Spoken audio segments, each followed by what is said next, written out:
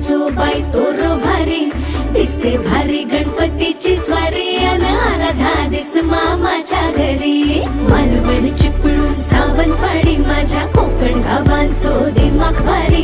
दिसते भारी गणपतीची स्वारी माझ्या कोकणा वाटे तुम्ही वलवा गाडी धमाधमान हाका गाडी माझ्या कोकणचो रस्तो नागमोडी कारी नयवा